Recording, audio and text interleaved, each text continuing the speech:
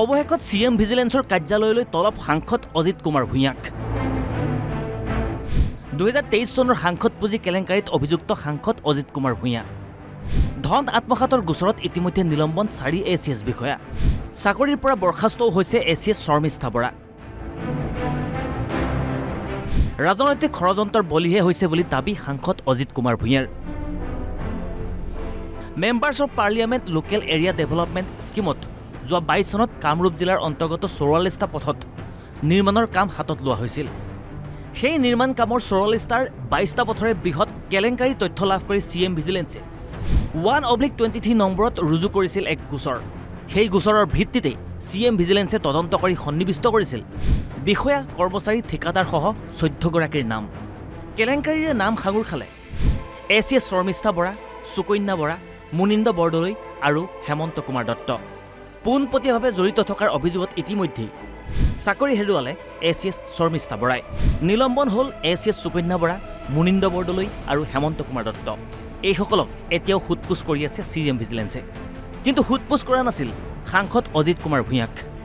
অৱশেষত সুদীৰ্ঘ প্ৰায় 2.5 বছৰ মূৰত CM ভিজিলেন্সে তলব কৰিলে সাংসদ অজিত কুমাৰ ভূঞাক অজিত ভূঞা নামৰ ব্যক্তি এজনক CM ভিজিলেন্সে ইনকুৱাৰী কৰিব খুজিছে সেই গোচৰত কেইবাজনো ACS অফিচাৰৰ ইতিমধ্যে চাকৰি গৈছে আৰু গোচৰটোৰ অভিযোগনামাও প্ৰস্তুত হৈ আছে অজিত ভূঞাৰ ষ্টেটমেণ্ট বাকি আছিলে আজি ষ্টেটমেণ্ট হোৱাৰ পিছতে এসপ্তাহৰ ভিতৰতে এই কেছটো আদালতৰ ওচৰলৈকে গুচি যাব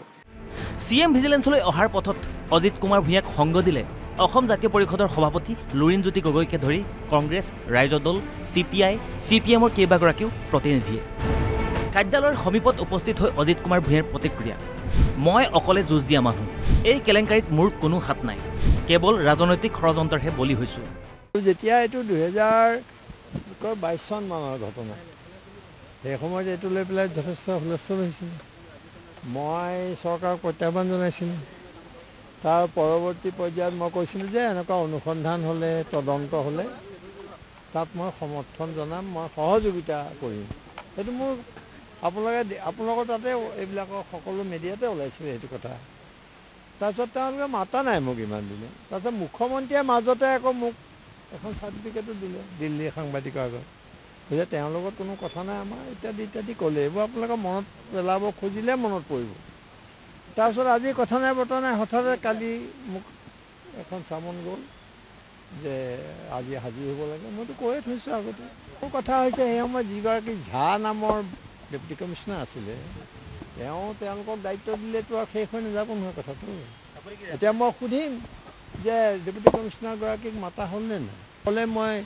যুঁজ দিয়া মানুহ আজি অলপ দিনৰ পৰা আমাৰ যিটো ভূমিকা আমি যিধৰণে অলপমান সক্ৰিয় হৈছোঁ আপোনালোকে দেখিছে নাগৰিক সমাজ বিৰোধী কৰিব কথা আগবাঢ়িছে আগবঢ়াৰ কাৰণে হয়তোবা এটা মই ভাবোঁ যে গোটেই বস্তুটোৱে ৰাজনৈতিক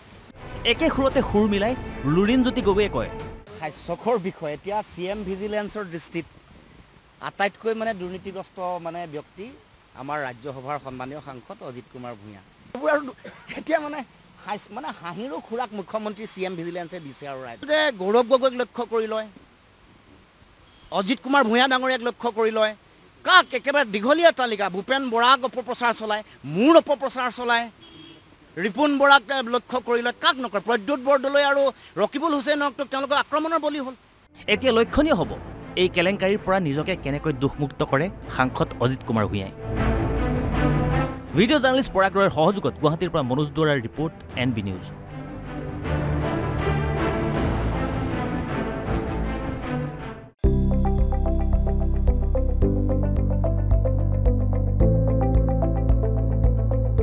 NB নিউজ সহজ সৰল ভাষাত নৱভাৰতৰ কথা।